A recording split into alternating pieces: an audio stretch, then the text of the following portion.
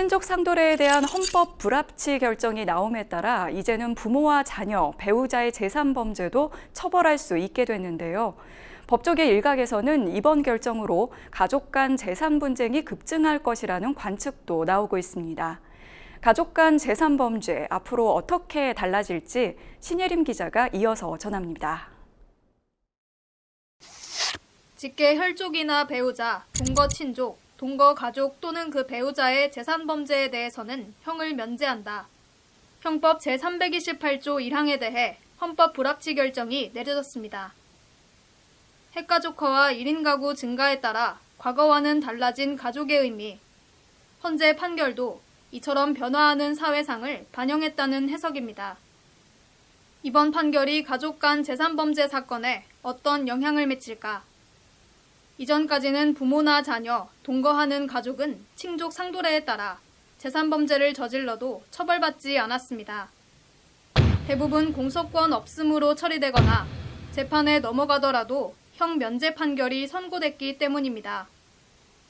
그러나 이제부터는 모두 법의 심판대에 오를 수 있습니다.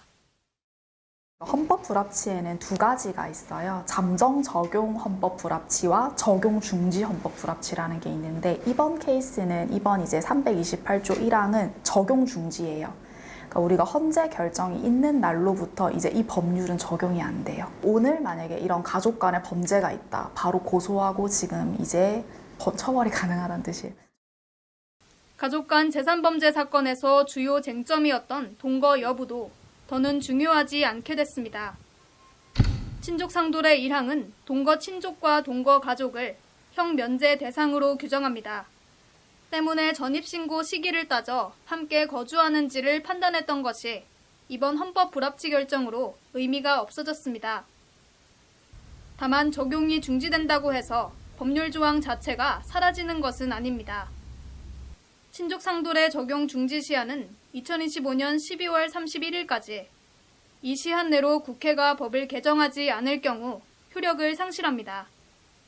그렇다면 개정 방향은 어떻게 흘러갈까?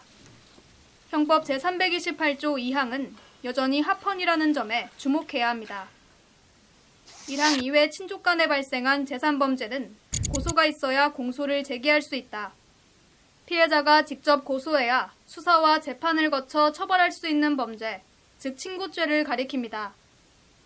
전문가는 헌법 불합치 판결이 난 1항 역시 소추 조건이 추가될 것이라고 예상했습니다. 제가 예상하기로는 친고죄로 법률 개정이 될 거예요. 독일 같은 경우에는 친족, 보호자, 그리고 주거 공동체 내에서 동거하는 자에 대해서 친고죄 법률로 규정되어 있고요. 그리고 일본이 지금 현행 우리 법률과 똑같거든요. 직계 혈족, 배우자, 그리고 동거 친족에 대해서는 소추가 안 되고요. 미국과 영국에는 이런 법률 규정 자체가 없어요. 그 말은 이제 독일 같은 경우처럼 우리가 이제 친고죄로 바뀔 거예요. 직계 혈족, 배우자, 동거하는 친족에 대해서도 이제 고소를 하면 처벌할 수 있는 것까진 될 것 같아요. 부모나 자녀, 배우자도 고소만 하면 재산 범죄로 처벌할 가능성이 생긴 지금. 그러나 법조계 한편에서는 가족 간 재산 분쟁이 급증할 것이라는 우려도 나옵니다. 좀 악용되는 사례들이 없어지게 되는 장점은 있고요.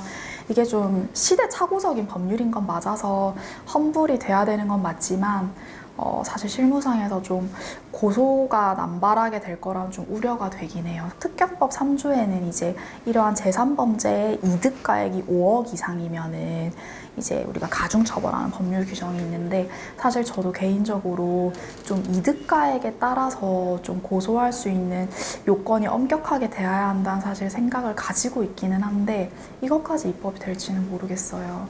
네, 지금은 없어요. 사실 실무에서 정말 많을 것 같아요. 고소하고. 그래서 좀 이득가액으로라도 좀 제한을 두고 싶은데 그렇게 되면 또 어떤 사람은 그럼 내가 받은 피해는 액수로 적은 거냐 사실 이럴 수도 있는 거잖아요. 피는 물보다 진하다. 누구보다 끈끈했던 가족을 원수 사이로 변하게 하는 재산 범죄. 구체적인 처벌 범위와 형량에 대한 충분한 논의가 필요해 보입니다. 법률방송 신예림입니다.